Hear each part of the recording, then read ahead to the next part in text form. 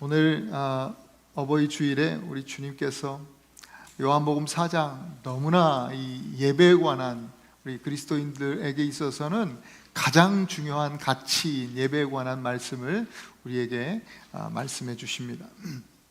예배는요, 하나님과의 만남과 교제입니다. 하나님과 관계가 바로 예배라고 할 수 있어요. 하나님과 연결입니다. 그래서 예배가 중요합니다. 하나님과 끊어져서 하나님과의 만남 또 교제가 없는 사람은 살았다 해도 실상은 죽은 것입니다. 이 중요한 예배에 관해서 예수님께서 가르쳐 주시면서 하나님께서는 참으로 예배하는 자들을 찾으신다라는 말씀을 하셨습니다. 예배하는 자들을 찾으신다. 하나님은 예배하는 자를 기뻐하시고 좋아하시고 축복하십니다. 그런데 안타깝게도 하나님께서 찾으신다는 말씀을 조금 우리가 묵상해 보면, 역으로 생각해 보면 그만큼 예배하는 자가 없다는 얘기입니다. 머리털까지 세시는 하나님, 정말 무소부재 어디나 계시고 전지하시고 전능하신 하나님께서 찾으신다고 하면 얼마나 없으면, 얼마나 예배하는 자들이 없으면 찾으신다 그러실까? 간절히 소망하기는 오늘 저와 여러분들이 하나님께서 찾으시는 예배자들이 되실 수 있기를 축복합니다. 하나님이 찾으시는 예배자. 그렇다면 오늘 우리는 본문을 통해서 세 가지 이 예배에 관한 키워드를 반드시 기억하셔야 합니다. 첫 번째, 두 번째 이 키워드는 예배에 대한 준비, 예배 준비를 위한 말씀일 수 있겠고, 세 번째 마지막 하나는 참된 예배에 관한 것입니다. 그 첫 번째는 수치와 상처입니다. 한번 따라합시다. 수치와 상처. 예수님께서 사마리아 이 수가성 야곱의 우물가에 들르셨어요. 거기서 여인을 만나셨죠. 지난주와 함께 말씀을 나눴습니다. 예수님은 육신의 목마름을 위해서 본인이 피곤하고 목이 마르셔서 여자에게 물 한 잔 달라고 요청하셨습니다. 그러면서 자연스럽게 이 육신의 목마름을 가지고 시작했지만 자연스럽게 영적 목마름에 대한 이야기로 예수님께서 이끌고 나가셨어요. 생수에 관한 얘기를 하셨죠. 살아있는 물, 살리는 물. 이 물을 마시면 영원히 목마르지 아니하고 그 물을 마신 자는 그 속에서 은혜가, 기쁨이, 생명이 샘물처럼 솟아날 것이다. 이렇게 말씀해 주셨어요. 육신의 목마름을 위해서 우물을 찾아온 그 여인, 본인의 자신의 이 영적 갈망, 그 목마름을 보게 됐어요. 그래서 물을 요구하시는 예수님께 오히려 이제는 예수님, 이 물, 이런 물이 있으면 나에게도 좀 달라고, 이 생수를 나에게 달라고 그렇게 요청을 했습니다. 바로 그때 예수님이 하신 말씀이 오늘 본문입니다. 갑자기 물 달라는 여자한테 네 남편을 데리고 와라, 이렇게 말씀하세요. 이 생수, 영적 목마름을 요청하고 있는데, 이것을 위해서 구하고 있는 여인에게 네 남편 데려와라, 그렇게 말씀하셨어요. 참 알 수 없는 얘기인 것 같아요. 근데 여자는요, 남편이 없답니다. 대답하기는 남편이 없습니다. 예수님이 하나님이시잖아요. 다 아시잖아요. 남편이 없다고 하는데 네 남편은 5이 있다. 그리고 지금은 또 다른 남자랑 살고 있지만 그것도 네 남편이 아니다. 완전 쪽집게죠. 가르쳐 주지도 않았는데 예수님이 딱 하시고 이야기를 하세요. 이거는 책망하시고 정죄하는 얘기가 아니었습니다.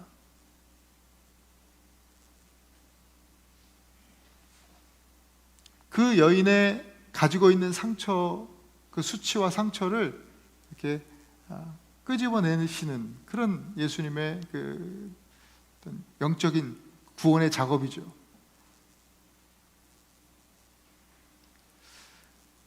남편이 없다라고 대답했지만 예수님이 다 하시면서도 네 말이 맞다, 그렇게 이야기해 주셨어요. 인정해 주셨어요. 여러분, 여인에게 있어서, 당시에 고대 사회의 여인에게 있어서 자랑이고 또 영광이어야 할 존재가 바로 남편이에요. 남편이 언제나 여자에게 있어서는 자랑이고 나의 영광이야, 늘 그렇게 고백하던 시대였어요. 그런데 이 여자에게는 남편이 자랑과 영광이 아니라 수치와 상처였어요. 여자는 계속해서 무엇인가를 의지하려고 자꾸만 찾는 거예요. 남자들을 찾는 것이죠. 오늘날 세상 어떤 것을 의지하고자 하는, 오늘날 수많은 사람들을 대변하고 있는 그런 인물이 바로 오늘 본문에 나오는 이 여자입니다. 오늘 남편이 5 있다고 했는데 어쩌면 이 5 남편은 오늘날 우리에게 있어서는 돈이요, 명예요, 또 권세요, 쾌락이요, 소유일 것이다, 뭐 이런 생각을 합니다. 자기 인생의 자랑 삼고 또 영광이 될 남편을 찾고 또 찾지만 그럴수록 더 수치만 쌓이고 또 상처만 남게 되는 거예요. 예수님은 이것을 아시기에 이 수치와 상처의 문제를 다루시고 계시는 겁니다. 왜냐하면 이 수치와 상처라는 것이 예수님이 좀 전에 말씀하신 우리 안에서 생명의 물로, 사람을 살리는 물이 샘물처럼 솟아나와야 되는데 이것을 지금 꽉 막고 있기 때문이에요. 수치와 상처가. 수치와 상처 때문에 이 은혜의 샘물이 막혀 있기 때문이에요. 구원의 샘물이 막혀 있기 때문이에요. 이걸 해결해야 예배가 됩니다. 이걸 해결해야만 우리가 진정한 은혜를 누릴 수 있는 것이기 때문에 그렇습니다.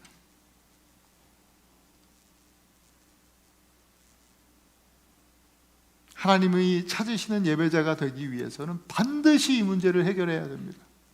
이 수치와 상처의 문제. 예수님께서 이 문제를 꺼내셨을 때 여자는요, 감추지 않았습니다. 핑계대지 않았습니다. 내가 남편이 5이 있었던 건요, 그럴 수밖에 없었던 이유가 있어요, 들어보세요 뭐 하면서 줄줄이 얘기하고 이러지 않았습니다. 자신의 수치와 상처를 그대로 인정합니다.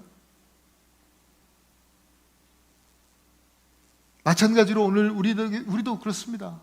이 수치와 상처의 문제를 해결하기 위해서는 그냥 있는 모습 그대로 예수님께 나아가는 것입니다. 있는 모습 그대로 핑계대지 아니하고, 주님, 저는 죄인입니다. 남편이 5이나 있습니다.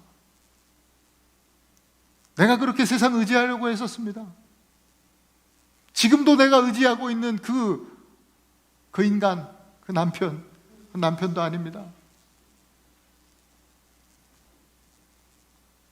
내가 세상 의지하고 그렇게 살았는데 내 모습이 이대로 주님 앞에 나아갑니다. 그럴 때 주님께서는요, 우리를 책망하지 않으세요. 정죄하지 않으십니다. 여자에게 하셨던 것처럼. 나중에 예수님께서 현장에서 가늠하다 걸린 여자에게도 내가 너를 정죄하지 아니하노니 가서 다시는 죄를 범하지 말아라, 이렇게 말씀해 주셨어요. 놀라운 은혜죠. 여러분, 세상 자랑, 세상의 영광은요, 주님 앞에서 결국 수치와 상처만 남기게 됩니다. 우리는 오직 주님을 자랑하고 우리 이 시대 교회의 참 신랑 남편이 되시는 예수 그리스도만 바라보면서 그 영광을 사모하는 하나님의 자녀들이 되어야 할 줄로 믿습니다. 날마다 여러분 삶의 자리에서 그저 핑계대지 아니하고 있는 모습 그대로, 부족하면 부족한 대로 주님 앞에 나아가시는 그런 하나님을 그렇게 예배하는 예배자들 되실 수 있기를 축복합니다. 두 번째 기억해야 될 키워드는 바로 전통과 형식입니다. 오늘 본문에 이런 전통과 형식이라는 단어는 나오지 않지만 이 사마리아 여인이 하는 이야기를 속에서 그런 이야기가 담겨 있습니다. 여자가 본질적으로 이제 예배에 관해서 질문하기 시작합니다. 사마리아 사람은 이 산에서 예배했는데 전통적으로 유대인들은 저 산, 곧 예루살렘에서 예배합니다. 어떤 예배가, 어디서 드리는 예배가 진짜 예배입니까? 그렇게 질문해요. 여러분, 여기서 이 산이라고 하는 산은 사마리아 사람들이 예배했던, 사마리아인들에게 성산이요 성지였던 그리심산을 말합니다. 이 세겜, 전체적으로 세겜이라고 하는 지역입니다.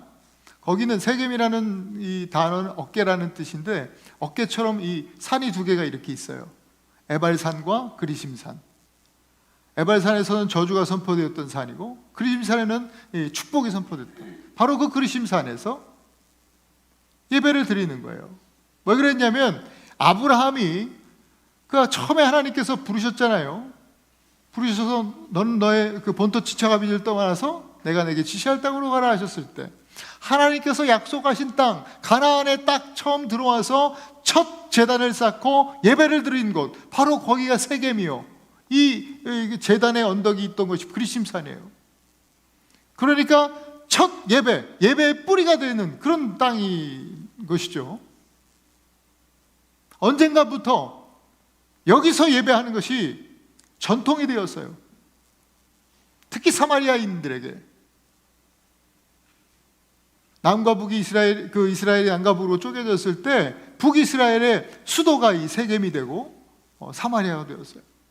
여기에다가 예루살렘에서처럼 성전을 짓고 제사장도 세우고 예배를 드렸어요.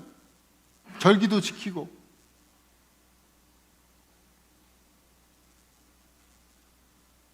그것이 이들의 전통이에요.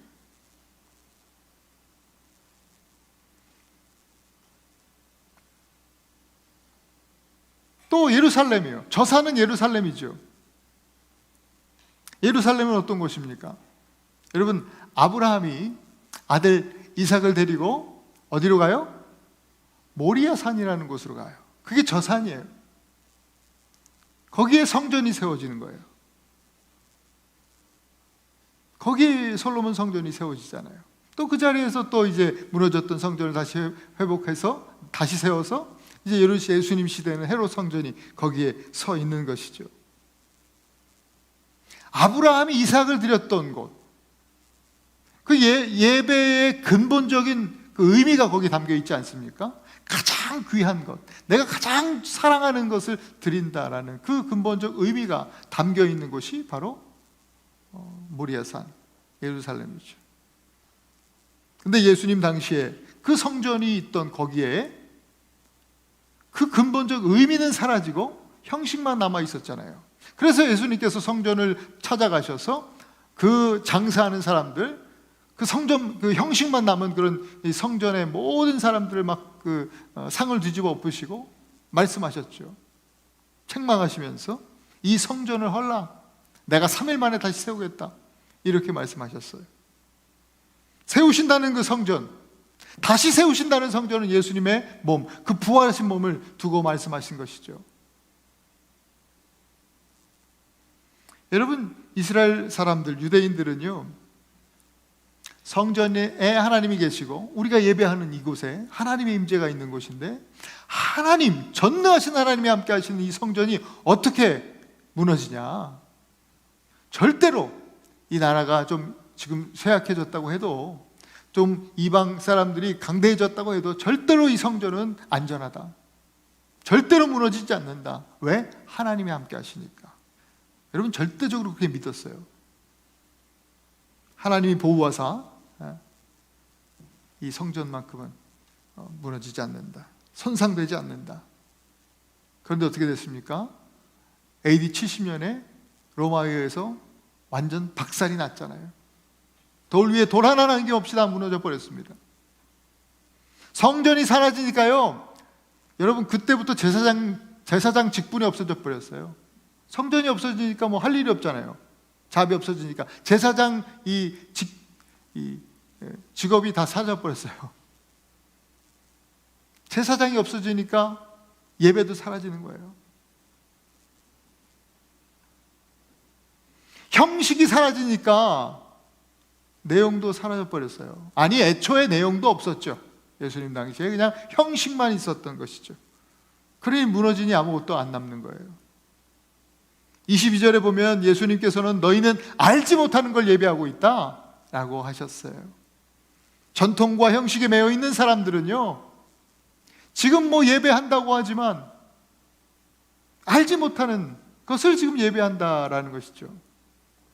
평생 예배를 드려도, 오늘도 마찬가지예요. 전통과 형식에 매여져 있는 종교인들은 평생 예배를 드려도 하나님이 누구신지, 예수 그리스도 그 은혜가 무엇인지, 성령의 임재, 또 성령의 또 역사하심이 어떤 것인지 경험하지 못하고 체험하지 못하고 그렇게 예배 드리는 거예요.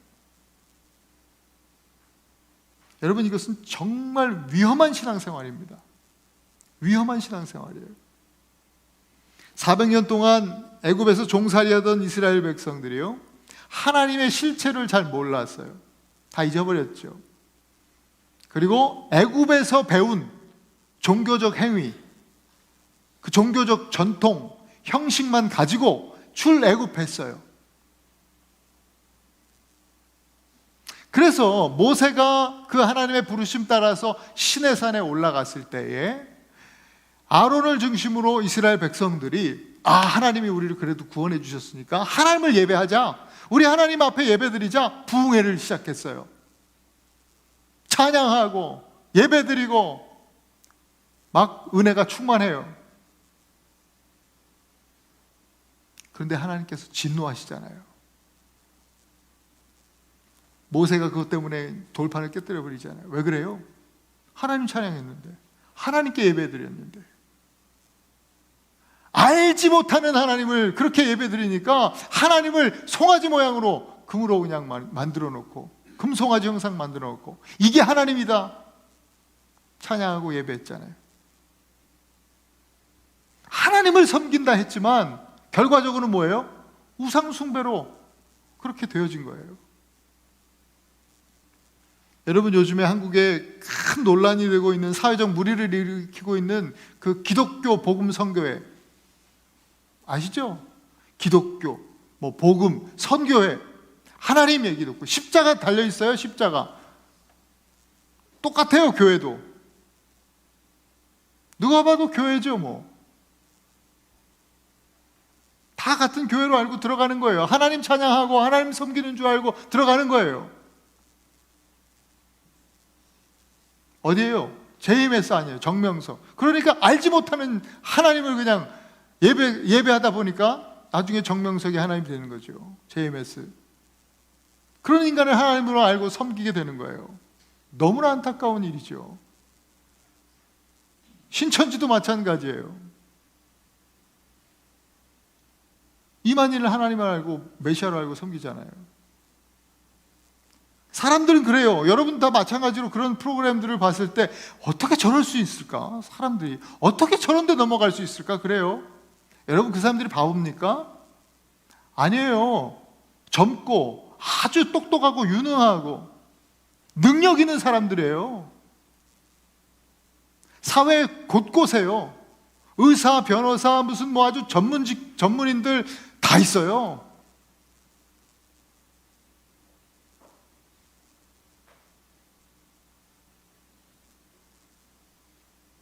알지 못하는 것에 예배하다 보니까요, 하나님인 줄 알고 그렇게 섬기는 거예요.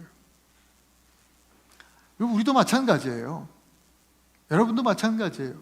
하나님이 누구신지, 예수님이 어떤 분이신지 제대로 알지 못하고 예배한다면 위험해요. 신앙생활이 위태위태한 거예요. 어쩌면 이스라엘 백성들처럼 그들과 마찬가지로 하나님 모르고 예수님 모르고 예배하는 그 예배의 행위는 결국은 금송아지 하나님을 예배하는 그런 우상 숭배로 그렇게 전락하게 되는 것이죠. 이산 저산, 그리심산이나 예루살렘, 그리고 에라바 한인 교회, 여기 나와도 결국 그런 신앙은 우상 숭배라는 결과를 낳게 될 뿐이다 라는 것을 우리가 기억해야 합니다. 예수님의 오늘 이 말씀은 구약 호세아 선지자의 말씀과 연결되어 있습니다. 호세아 말씀 4장 6절, 6장 3절 같이 한번 읽어보겠습니다. 시작. 내 백성이 지식이 없으므로 망하는도다. 그러므로 우리가 여호와를 알자. 힘써 여호와를 알자. 그의 나타나시면 새벽빛같이 어김없나니 비와 같이 땅을 적시는 늦은 비와 같이 우리에게 임하시리라. 하나님을 알지 못하는, 하나님을 아는 지식이 없어서 망하는도다.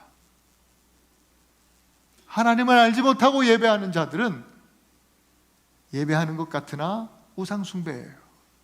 망하는 일이에요. 여러분, 더욱 하나님을 알기를 소망하시기를 축복합니다. 그분은 전통과 형식에 갇혀 계신 분이 아니에요. 이 산도 저 산도 그분을 가둘 수 없어요. 심지어 성전도 그분을 가둬두지 못하는 거예요. 인간이 세운 성전은 아니에요. 그것은 무너져야 해요. 그것은 우리의 삶일 수도 있어요. 우리가 내가 내 힘으로 세운 나의 삶, 나의 인생, 그것이 헤롯 성전과 같은 거예요. 다 무너져야 돼요. 그것이 무너지고 예수 부활과 함께 다시 세워진 성전으로서의 나, 교회로서의 내가 다시 하나님께서 세우신 성전이 그렇게 일어나야죠. 진짜 신앙은요, 나의 안에 하나님을 가두는 게 아니에요. 내 삶에 하나님을 데리고 와서 말이죠, 내 뜻대로 하나님께 막 아뢰고 하나님께서 역사해 주실 수 있도록 그렇게 구하면서 신앙생활하는 것이 아니라, 진짜 참 신앙생활은 내가 예수님 안에 갇히는 것이죠. 하나님 안에 내가 갇히는 것이죠. 바울이 그렇게 고백했잖아요. 예수 안에 갇힌 자 된 나 바울은, 나는 예수 안에 갇혀 있는 사람이다. 오늘 저와 여러분들의 고백도 그와 같기를 간절히 축원합니다. 그래서 그분이 어떤 분이신지 더욱 깊이 알아가고, 그 은혜가 어떤 것인지, 그 사랑이 얼마나 큰지 우리가 더 깊이 알아가는 그 기쁨과 감격 속에서 하나님 앞에 정말 주님께서 기뻐하시는 예배, 우리 하나님 아버지의 마음을 흡족해 해드리는 예배로 나아가는 우리가 되기를 소망합니다. 마지막으로 기억할 것은 영과 진리입니다.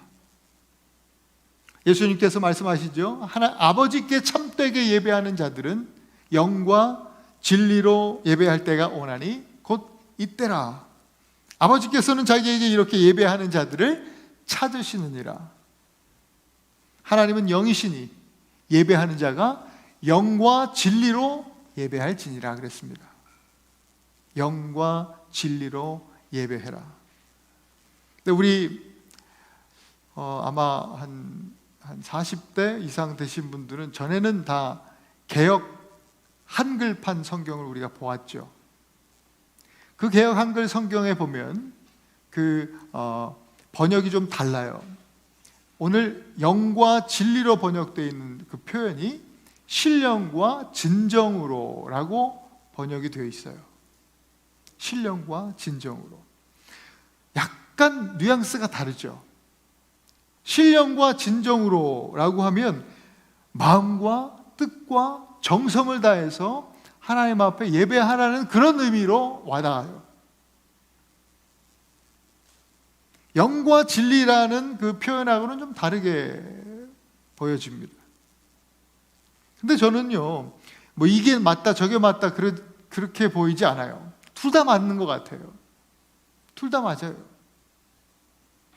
하나님이 찾으시는 예배자는 있는 모습 그대로 주님께 나아가서 모든 내가 이루어왔던 그 종교적 형식을 다 내려놓고 다 깨뜨려 버리고 하나님 앞에 신령과 진정으로 예배하는 자예요.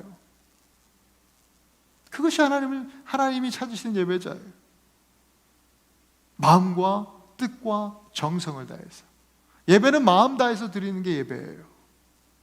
마음을 다 한다. 마음의 전부를 드린다는 소리죠. 마음의 일부가 아니라 마음의 전부를 드려서, 전부를 드리면 오직 하나님만 바라보게 되잖아요. 한눈 팔지 않게 되잖아요. 하나님께 집중하게 되잖아요. 그리고 예배는요, 뜻을 다하는 게 예배예요. 뜻은요, 다른 말로 계획이라는 의미예요. 성도는요, 예배보다 앞선 계획을 가지고 있으면 안 돼요. 뜻을 다하는 예배. 예배가 나의 삶의 계획, 자녀에 대한, 또 사업에 대한, 공부, 앞으로의 진로, 그 어떤 계획보다도 저와 여러분들에게 예배가 우선되어야 하는 줄 믿습니다. 그것이 뜻을 다하는 예배예요. 예배는 또 정성을 다해 드리는 거예요. 여러분, 정성은 뭐예요? 정성은요, 한번 왕창 그냥 아주 세게 해가지고 드리는 게 정성이 아니에요. 정성이란 반복적으로 계속 꾸준히 끝까지 하는 게 정성이죠. 하루아침에 되는 게 아니잖아요.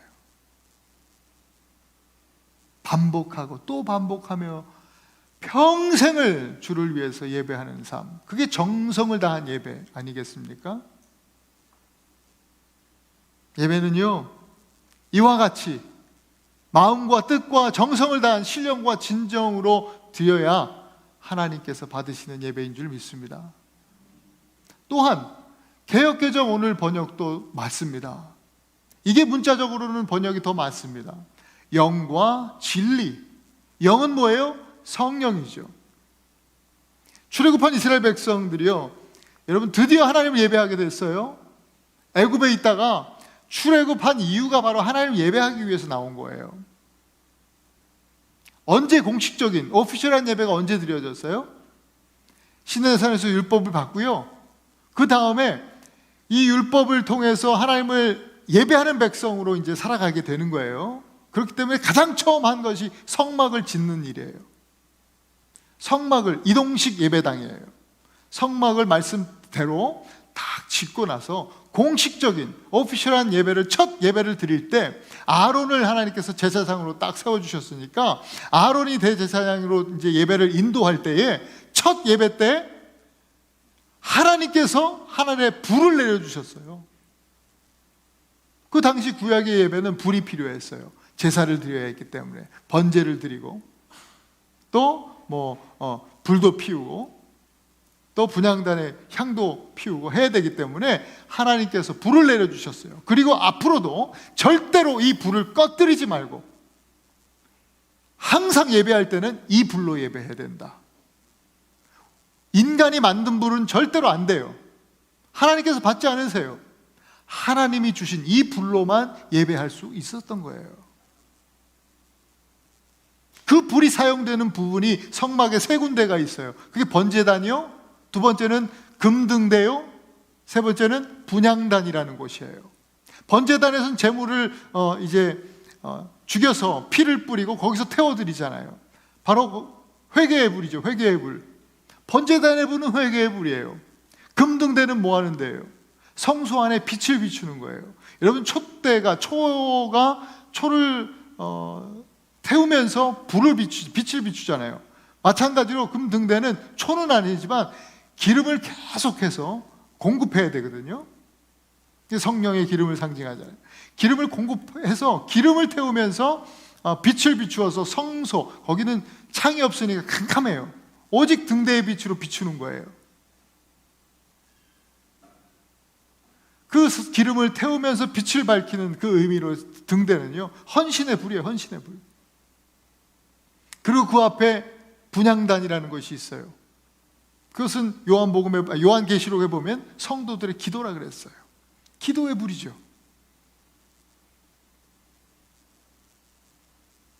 여러분, 회개의 불, 또 헌신의 불, 기도의 불, 이것을 절대로 꺼뜨리면 안 되는 거예요. 신약성경에 보면 성령님께서 사도행전 2장에 강림하시잖아요. 어떻게 해요? 오피셜한 그 예배가 성막에서 처음 예배가 할 때 하나님께서 불을 내려주신 것처럼 신약성경에 보면 신약에서 성령께서 불꽃처럼 불처럼 임하셨어요. 그때 공식적으로 교회가 이제 시작되는 거예요. 교회 역사가. 교회로서의 예배가, 오피셜한 예배가 그때 시작되는 거예요. 구약에서 마찬가지로 하나님이 불을 내려주신 거예요. 그 성령이잖아요. 성도들이 뜨겁게 타올랐어요. 회개의 불. 거기 모인 모든 사람들이 기도하면서 하나님 앞에 회개했어요. 그리고 모든 사람들이 헌신했어요. 그 복음 앞에 다 헌신했어요. 거기서 성령 받은 사람들이 다 대부분 순교자들이 되잖아요. 그리고 또 기도의 불이 타올랐어요. 그것을 하나님께서 기쁘게 예배로 받으셨단 말이죠. 오늘도 똑같아요. 그 원리는요. 여러분, 예배는요, 하나님 찾으시는 예배, 받으시는 예배는 하나님 주신 불로 드리는 예배예요. 영으로 드리는 예배죠. 성령으로 드리는 예배. 그래서 여러분 날마다 예배하면서 여러분 삶에서 회개의 불이, 헌신의 불이, 기도의 불이 타오를 수 있기를 축복합니다. 그 성령의 불로 예배하는 그런 예배자들이 되셔야 할 줄로 믿습니다. 마지막으로 우리는 진리로, 영과 진리로 예배를 하셨습니다. 진리로 예배해야 됩니다. 진리는 곧 하나님의 말씀이에요. 말씀. 진리로 예배하라는 것은요, 말씀으로 순종하는 삶의 예배로 나아가라는 거예요. 삶의 예배죠. 우리 일상의 예배죠. 날마다 그 진리의 말씀 따라서 사는 거예요. 그것이 하나님 앞에 드리는 예배가 돼요. 여러분, 인간의 힘으로 쌓아 올린 헤롯 성전은 무너져 버렸어요. 하지만 예수님이 부활하심으로 인간이 아닌 하나님이 세우시는 성전이 다시금 세워지는 거예요. 그리고 예수 그리스도의 부활 신앙 안에서 우리도 성전이 된 거예요. 우리도 성전이 되었어요. 얼마나 놀라운 축복입니까? 고린도전서 3장 16절 17절 유명한 말씀이죠. 함께 한번 읽어보십시다. 시작. 너희는 너희가 하나님의 성전인 것과 하나님의 성령이 너희 안에 계시는 것을 알지 못하느냐? 누구든지 하나님의 성전을 더럽히면 하나님이 그 사람을 멸하시리라. 하나님의 성전은 거룩하니 너희도 그러하니라. 거룩한 성전은요, 거룩하신 하나님의 말씀, 그 진리가 선포되는 곳입니다. 성전에서 진리가 선포되어지죠. 어디서 선포되겠습니까? 그 진리가 선포되고 그 말씀이 실제가 되는 곳, 바로 그곳이 성전입니다.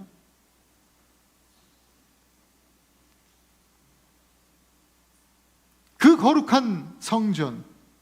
그렇기 때문에 오늘 우리가 성전이라고 말씀하셨으니까요, 성전인 우리도 우리의 삶에서도 그 하나님의 진리의 말씀이 우리 삶에서도 실제로 나타나야 된다라고 하는 것이죠.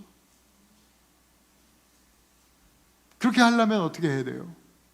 말씀이 육신이 되어 이 땅에 오신 예수님, 그분이 말씀이요, 그분이 진리 아닙니까?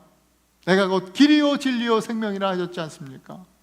그분이 보이신 삶의 본을 따라 우리도 그렇게 살아가는 건 아닙니까? 그래서 예수 믿는 것, 신앙생활하는 신앙인의 그 목적이 뭐냐? 예수님 닮는 것이다. 그렇게 말씀하고 있는 거예요, 아닙니까? 예수님이 사셨던 그 삶의 본을 따라서 말씀에 순종하며 사는 것, 그것이 바로 진리로 예배하는 예배인 것입니다. 여러분, 날마다 그렇게 영과 진리로 예배하는 예배자들 되실 수 있길 축복합니다. 사랑하는 우리 애나바하님교회 성도 여러분, 그 고대 사회에 정말 죄악이 가득해서 하나님께서 이 도시는 내가 심판해야겠다, 없애버려야 되겠다, 하나님께서 그렇게 작정하신 도시가 있었습니다. 그런데 그 도시에 사랑하는 친척이, 조카가 살고 있었어요. 그게 아브라함 얘기예요. 자기가 이제 기업 물을 자가 되어 있었거든요. 굉장히 큰 책임이었어요, 그 당시 사회에서는. 그래서 조카 롯을 책임져야 되는 그 책임이 있고, 영적인 책임이 있고, 또 사랑하는 조카이기도 하고, 아들처럼 생각하는 조카이기도 하고. 근데 그 친구가 거기 가서 살고 있거든요. 근데 그 도시가 악해요. 그래서 하나님께서 멸망시키시겠다는 거예요. 심판하시겠다는 거예요. 그래서 하나님께 기도하잖아요. 하나님, 그러지 마세요. 저 도시에 의인이 한 50명 있으면 그래도 의인 50명 때문에 희망이 있지 않습니까? 다시 회복될 희망이 있지 않겠습니까? 제가 의인 50명 찾아오겠습니다. 가봤더니 이게 웬걸? 50명 힘들게 생겼어. 그래서 5명만 줄입시다, 하나님. 45명. 이것도 힘들겠어. 40명, 30명, 20명. 결국 몇 명? 10명까지 줄여요. 하나님, 10명, 의인 10명만 있으면 그래도 이 사람들이 이 도시에 희망이 되지 않겠습니까? 이 어두운 도시에 빛을 비추는 빛으로의 역할을 이들이 감당할 수 있지 않겠습니까? 찾아오겠습니다. 찾았을까요? 못 찾았을까요? 못 찾았습니다. 의인 10명이 없어서 여러분 아시는 소돔이라고 하는 그 도시는 멸망당했습니다. 소돔, 여러분 소도마이트, 이 동성연애자, 그런 뜻이 아닙니까? 소돔인들, 그 당시에 워낙에 아마 동성연애가 그 당시에도 그 소돔이라는 도시에 아마 가득했던 모양입니다. 죄악을 상징하는 도시입니다. 그들은 그 동네, 그 지역에서 중동 가나안 땅에서 어쩌면 가장 부유한 도시였을 겁니다. 왜요? 당시는 지금보다 지금처럼 소금의 가치가 지금과 같지 않습니다. 염해, 사해 바로 밑에 소돔이 있었어요. 그 소금으로 유명한 도시예요. 진짜 금보다도 그 당시엔 소금이 더 비쌌어요. 돈이 많았어요. 돈이 많고 먹고 살기 괜찮으니까 말이죠. 그러면 하나님 앞에 헌신해야 되는데 그러지 않고 죄 짓는 일에 모든 인생을 허비하게 됐던 것이죠. 그래서 이 소돔 땅에 의인 10명이 없어서 하나님의 심판이 내려졌지 않습니까? 여러분, 오늘 예수님의 표현에 의하면 이 의인은요 바로 예배자입니다. 하나님이 찾으시겠다는 예배자, 그 찾으시는 예배자 10명이 없어서 이 소돔이 멸망당한 거예요.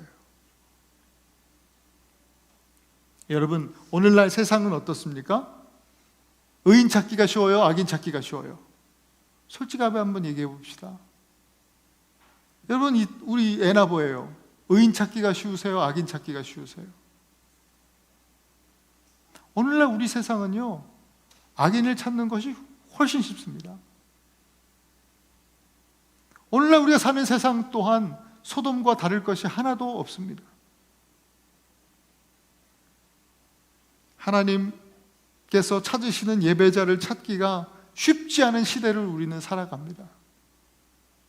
그런데 감사한 일은 하나님께서 아직 이 땅을 포기하지 않으셨다는 것, 이것이 감사한 일입니다. 아직 은혜의 때가 계속 이어지고 있다는 것, 여전히 하나님께서 그 예배자를 찾고 계신다는 것, 이것이 은혜입니다. 오늘도 수치와 상처를 가진 자들을 우리 하나님께서 부르십니다. 그냥 있는 모습 그대로 오라고 하십니다. 그동안 살아왔던 종교적인 전통과 그 종교적 형식을 깨부수고 하나님과 예수 그리스도를, 또 우리 성령님을 알기를 소망하면서 그 친밀한 교제로 나아오기를 주님께서는 그렇게 우리를 그렇게 부르시고 계신 거예요. 더 그 주님과의 친밀함을 소망하면서 신앙생활을 할 수 있기를 주님께서 그렇게 원하시면서 우리를 부르시고 계신 거예요. 그리고 이때가 바로 지금이 예배할 때다라고 가르쳐 주시면서 신령과 진정으로 마음과 뜻과 정성을 다해서, 그리고 성령과 진리로 하나님을 예배하라고 오늘 우리들에게 말씀해 주십니다. 이러한 예배자들을 찾으시겠다고 하는 겁니다. 이런 예배자들이야말로 정말 소돔과 같은 이 세상에 빛과 같은 그런 소망이 되는 예배자들인 줄 믿습니다. 오늘 우리 모두가 이렇게 하나님이 찾으시는 예배자들이 될 수 있기를 간절히 소망합니다. 이 어두운 세상 속에서 정말 빛과 같이 빛나는 그러한 의인 10명이 되실 수 있기를 간절히 축복합니다.